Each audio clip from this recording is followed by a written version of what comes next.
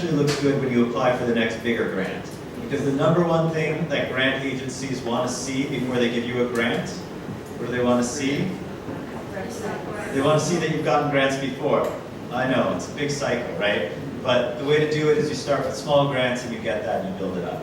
Okay, so there's a lot of different types of grants out there. I group it into government funding, and so these are a whole bunch of different government funding agencies from around the world that fund research grants. There are foundation grants, and these are some of the big foundations that fund research grants. I'm going to talk about two of them in particular later. And then there's private sector and seed funding. And so that includes private sector funding or industry funding. And this is important because a company may not give you a grant in the same way that a foundation or a government will give you a grant. They may not write you a check for 20 million pesos to carry out a research study, but they may be able to provide other things in kind. They may be able to provide you free equipment, free supplies, free resources, some human resources, and they can provide you with networks, right? The company may have branches in all of the different little towns where you want to create your study. They can connect you to the branch manager there who can introduce you. They may have branches in other countries if you want to do an international study and you need to be connected to someone in a different country. So they can provide a lot of things in addition to just funding. There's also smaller family foundations or individuals. So, Enzo's entire project here in the Philippines that he presented earlier in the week was funded by one wealthy individual. And so sometimes if it's something that's going to be important to someone, that can be a different source of funding that you can think about. And then finally, seed grants. And again, these are really important for getting started. It's really important not just to give you the experience, but also to collect that preliminary data that shows that your study is likely to be successful. And so when you apply for the bigger grant, they want to see that you've already collected preliminary data that shows that the bigger grant is likely to be successful. Because nobody wants to fund a big grant that's not going to be successful. And so that seed grant funding is really important. And there's lots of different sources, local foundations, universities, BIARI, for instance, hospital grants, departmental grants. And this is some of the idea behind the BIARI grant that we're going to give out to you guys, is to provide some seed funding so that you can gather some data and then use that to apply for a bigger grant later on. There are a number of different websites that you can use to find grants. All of these are going to be in the PowerPoint that we upload to the Google Drive, so you'll have all of this information. You can look at it. Just really quickly, deciding on the right grant for you. So number one, it's important to read about the philosophy of the funding organization. So you have to know if they are interested in the types of things you're interested in. All right? So just knowing that they give out money is not enough. You have to know that they would like to give out money for the sorts of things that you want to do. Because if you don't fit with the philosophy of the organization, you're never going to get funding from them. Number two, read all of the fine print. I can't tell you how many people apply for grants that they're not eligible for. For instance, if you're applying for a grant from one of those government agencies, you probably have to be a citizen of that country. So you probably need at least somebody on your team who's from that country. So it's something to make sure and check all of the details to make sure you're eligible, because you don't want to waste time applying for a grant and then find out you can't get it. Review lists of prior awards to see if they resemble your own. So a lot of foundations and government agencies, you can see all of the grants that they funded in the last few years. Read through the titles of those grants and see if those titles look like the research project you want to do. If those titles don't look anything like the research project you want to do, it's probably because that agency doesn't fund the type of research you want to do. So whatever it might be, if you're interested in doing environmental research and all of the list of grants that were funded are very basic biomedical research, they're probably not going to fund your grant. So just think about it that way. And then finally, the best thing you can do before you apply for a grant is find someone else who's already applied for that grant and talk to them. If you can, get their grant application, and even better, if you can, get the reviewer comments on their grant application. Because that will give you a real idea of not only how to put together a grant application for that agency, but what the reviewers for that agency are looking for, so that you can make your grant fit better with what those reviewers want.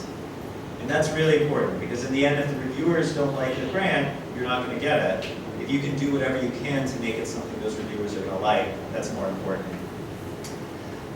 And finally, calculate the Levine index. So I actually invented this, and I published a paper, and I got a friend of mine to cite it in their paper so that it's actually in the literature. You can look up this paper if you want to.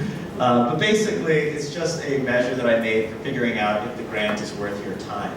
And so essentially, it just looks at the percent of those grants awarded times the total direct funding, how much that grant is for, divided by the number of hours it takes you to apply for it. And if you don't have a good sense of the number of hours, you can use the modified Levine index, which uses the number of pages of the grant times 10 instead of hours. So that's kind of a rough rule of thumb. So, as an example, you have the Gates Foundation Grand Challenges grants. You've probably all heard of them. They're some of the most famous grants in the world.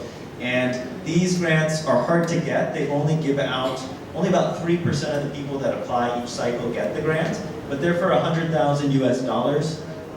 And the nice thing about it is that the grant is only 2 pages long. So it's really short. So when you divide it all out, the Levine index is 150, which is high. It's really high. Even though there's not many given out, it's high because it's very short and easy to apply. So it's probably really worth your time. Another grant that has a higher chance of getting it, 15%, but is a lower amount of money and has a really long application, may not be worth it. Now, I can't tell you what number is the right number because it all depends, it's all relative, and so it depends on how much your own time is worth. So if you're really junior, your time may not be worth as much. If you're more senior, your time is worth more. But it's something to think about if you're thinking about different types of grants to apply for. And then finally, just keys to grant success. These are just some of the things I've learned that help people get grants. So number one, identify strong mentors. You want to find somebody who has gotten lots of grants before and ideally is in your same topical or geographic area, and talk with them and get their mentorship. Have them look over your grant before you submit it and give you comments, because mentorship is really the most important thing, honestly. Second, as has been stated, build partnerships. Nowadays, everyone wants to see grants from multiple partners, and I'll talk a little bit more about that. Leveraging partnerships can also provide cost sharing. So if you have a private sector partner who's going to donate all the equipment for free, you put that in your grant, and then the granting agency is maybe more likely to give you money because they see that they're going to give you 10 million pesos, but you're going to provide 2 million pesos in equipment for free, so their money goes farther. So cost sharing, I think, can be very helpful. Conduct preliminary research. So don't apply for a big grant unless you have data from a smaller grant that you can show in that same sort of topic area, that you can show that you were successful in collecting that data. Especially in disaster settings, everyone's going to want to know, can you really collect this data? You want to go into a community and collect data on community resilience. Can you actually accomplish that? So if you have a small study where you show that you've already done it, then they're going to actually believe that you can do it again. I like to say that grant agencies don't like to fund research, they like to take credit for research. So what that means is basically they only want to give you money if they're 100% sure that you're going to succeed and you're going to come out with a really good research study. And then finally, do your homework. So read the application carefully. Most people, I can't tell you, don't read the application carefully. It's so simple. Whatever they say in the application, do it. If they say it's supposed to be only 10 pages, don't make it 11 pages. If they say that it's, you're supposed to talk about X, Y, and Z, make sure you talk about X, Y, and Z.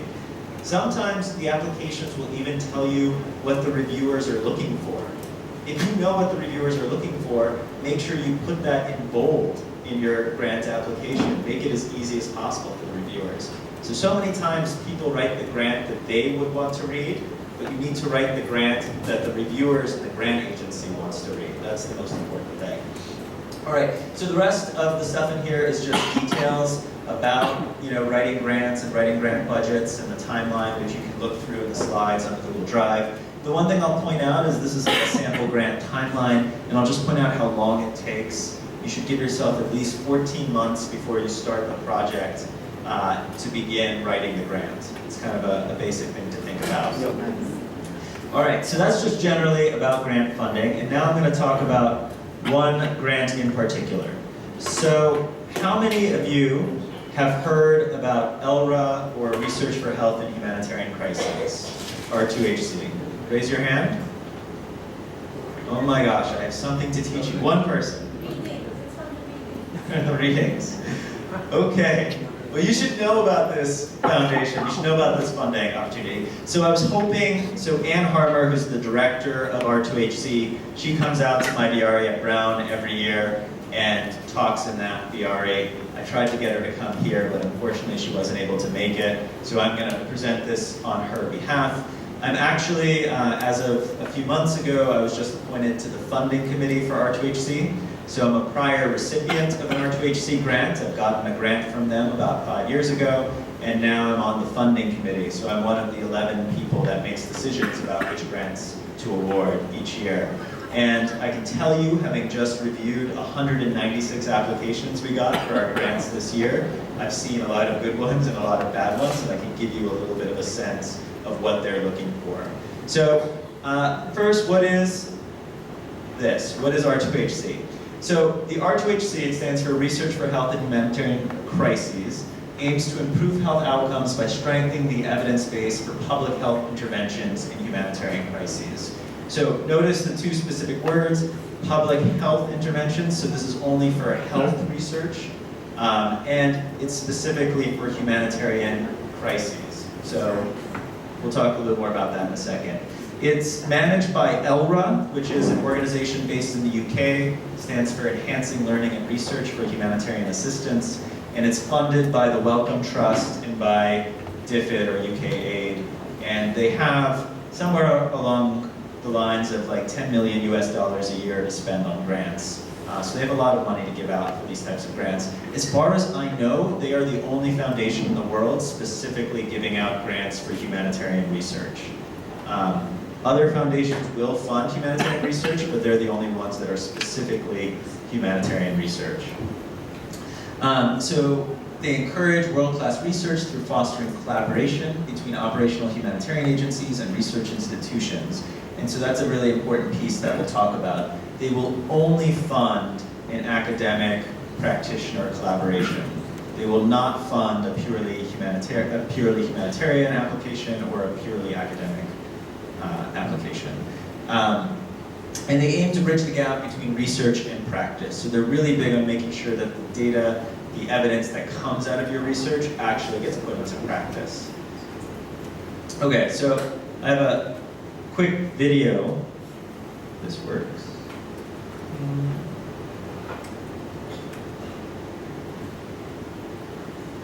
Maybe not. Maybe I don't have a quick video. I don't know. May not play.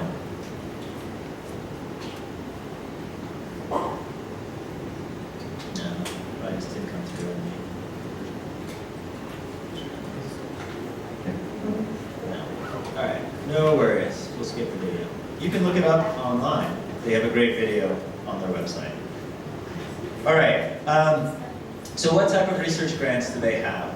So they have a number of different types of grants. So they have their standard annual calls, which actually happen each year in June. They announce their annual call. And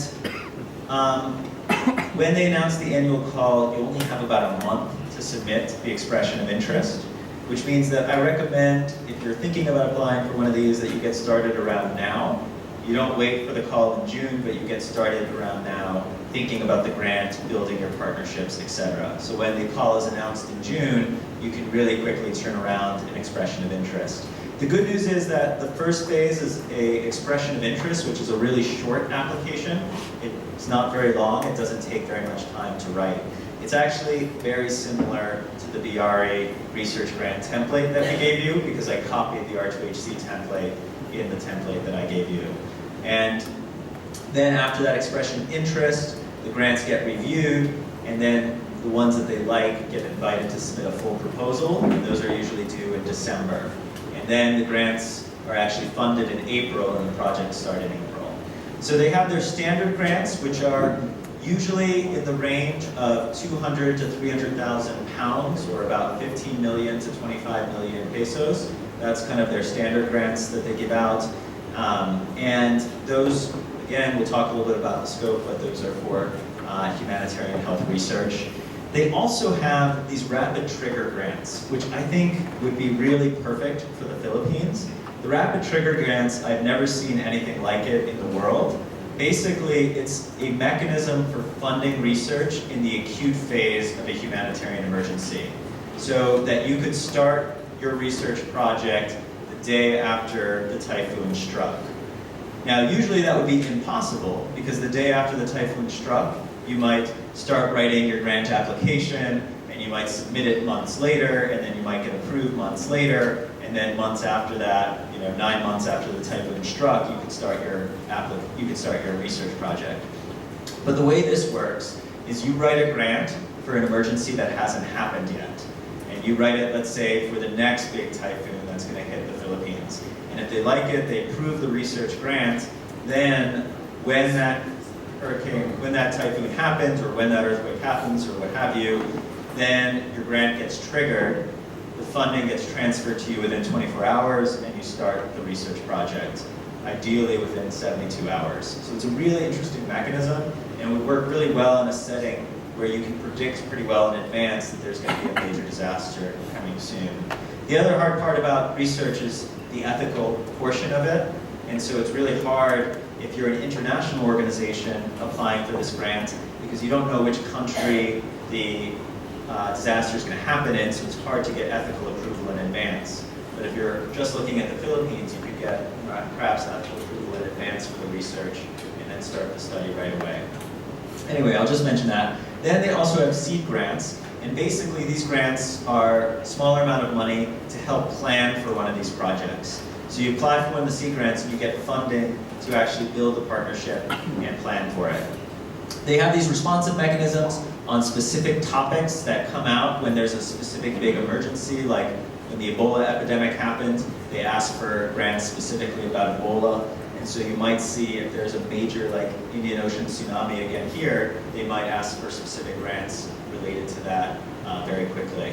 And then finally, they have the Humanitarian Innovation Fund. And this is really interesting because it's not specifically research grants, it's funding new innovations, new technologies, new systems, and they have 3 different stages. The first is early stage innovation grants to help you develop the idea. The second is development and implementation grants to actually demonstrate that the project can be done. And then the final one is the diffusion grants to diffuse your innovation throughout the world or throughout a setting.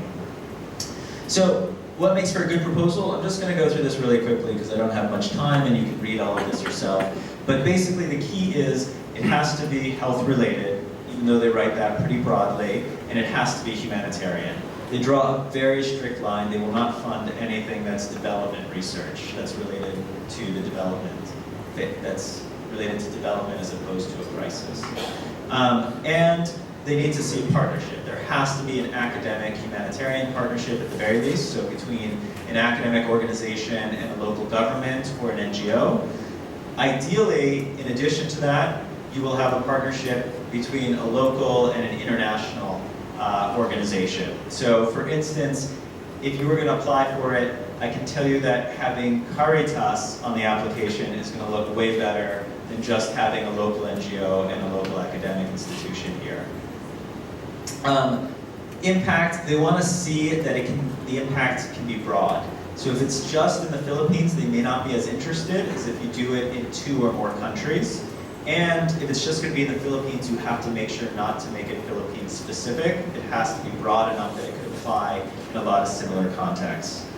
They want to see that you have a research question that's addressing a key evidence gap, so a key area where we don't have evidence about. And they want to see that you've probably done some preliminary research. You don't have to do preliminary research, but if you have it, it makes it look way better, we can promise you.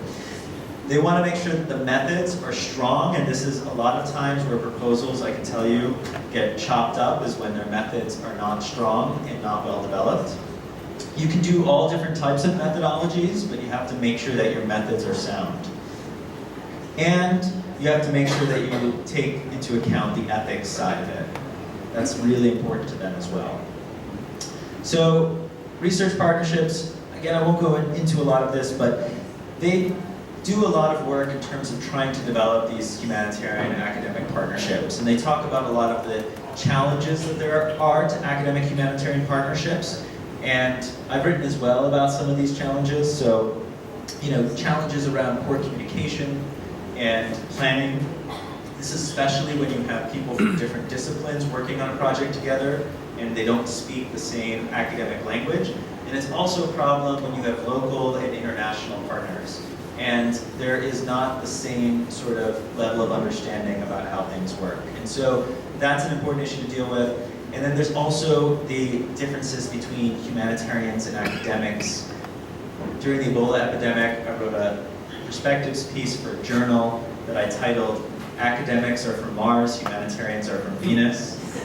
And it's because these two groups definitely think very differently. It's partly why we brought you guys here today, this week, is so that we can put academics and humanitarians together to think about how to work together, how to learn from each other, and overcome some of these different differences. The recommended sort of partnering principles that ELRA gives are equity, transparency, and mutual benefit.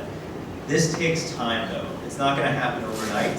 So the wrong time to set up this partnership is in June when they announce the call. You have to start setting up these partnerships now so that you build that trust, you build that equity, you build that mutual benefit over months so that when you apply for the grant, you're already on the same page together.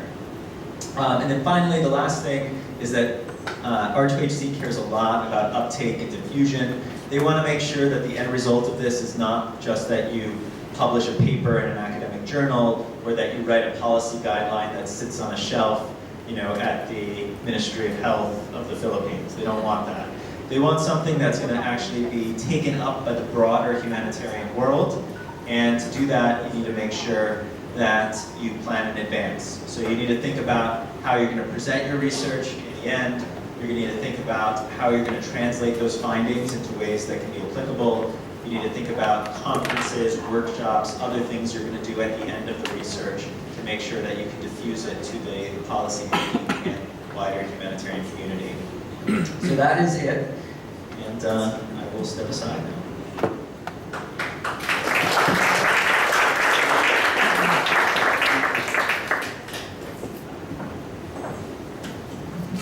Thank you, Dr. Levine.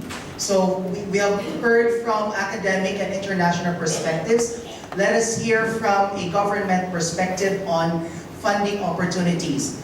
It is my pleasure to welcome the Deputy Executive Director of the Climate Change Commission, Attorney Romel Antonio Cuenca. A big hand, please.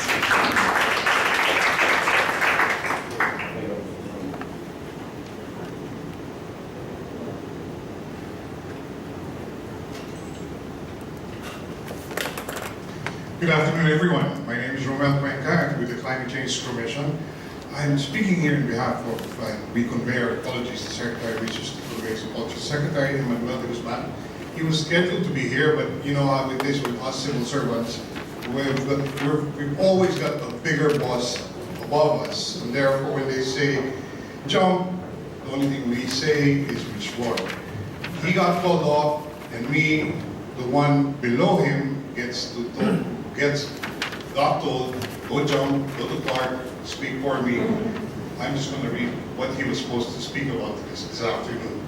But thank you to the PDRF, thank you to all the partners for inviting us this afternoon, allowing to share our thoughts on the concerns, the issues discussed here.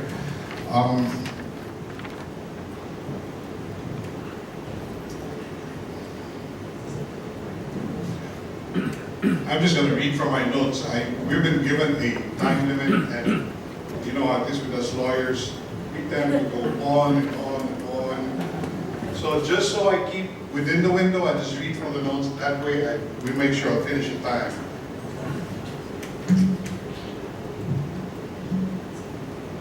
Yeah, well, I suppose, are there any LGUs or local government units here? Representatives? Oh, wonderful. Where are we talking about? Funding opportunities.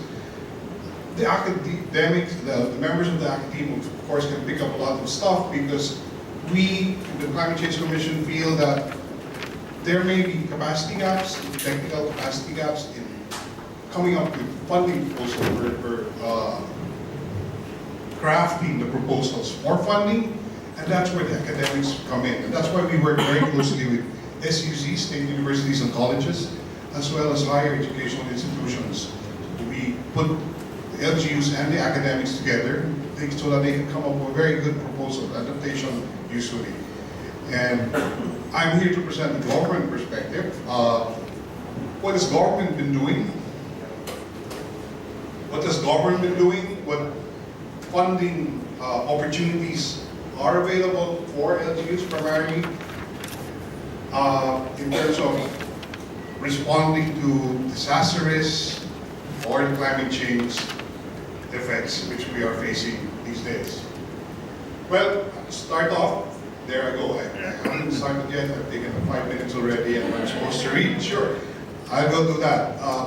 Good afternoon, distinguished guests, resource speakers, members of the academe, development partners, ladies and gentlemen. Thank you for allowing us here today. On behalf of the Climate Change Commission, let me thank each and every one of you for taking the time to participate in this very important undertaking for the Philippines. I hope that through this forum, we will be able to strengthen our knowledge about the financial instruments that address the risks of climate change and the related losses and damages which accompany it. The Philippines is one of the most vulnerable countries to climate change, provides a vivid backdrop for the forum's discussions this afternoon, or in these days. Annually, our country loses an average of 0.5% of our GDP due to the effects of climate change. This derails years of economic development, which the government, private sector, and organizations have steadfastly nurtured over the years. It has been extremely difficult for a country to sustain economic growth only to be set back because of climate change. There is therefore a need to reduce the residual risk to the barest minimum in order for us to lay the foundation for achieving sustainable development.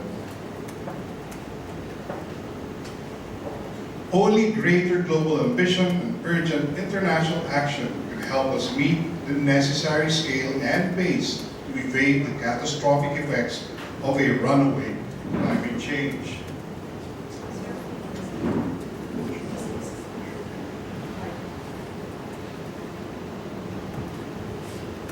For a vulnerable country like ours, the extreme weather events we have experienced in the past years, as well as the projected climate change impacts, have already given us a glimpse of the future of runaway global warming. All of us here today can attest on how climate change has drastically affected and will continue to affect our businesses. At the current level of warming and with business as usual activities, extreme weather events have disrupted our supply and demand chains and our economy. Undergoing cycles of destruction and reconstruction in the past has stalled our economic growth.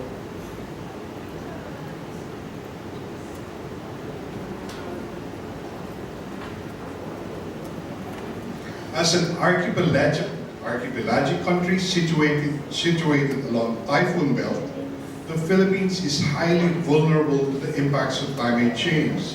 Every year we are ravaged by an average of 20 typhoons, the intensities of which in recent years have increased.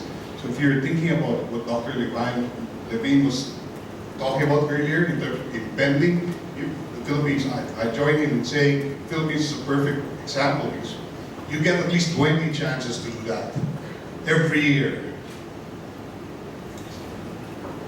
Sea level rise, which cause storm surges and floods, is also one major threat to our country, where the rise is 3 times higher than the global average levels. This puts at least 60% of our LGUs, covering 64 coastal provinces, 822 coastal municipalities, 25 major coastal cities, and an estimate of 13.6 million Filipinos that would need relocation. Just last year, the Philippines experienced one of the most severe droughts ever recorded, igniting our protests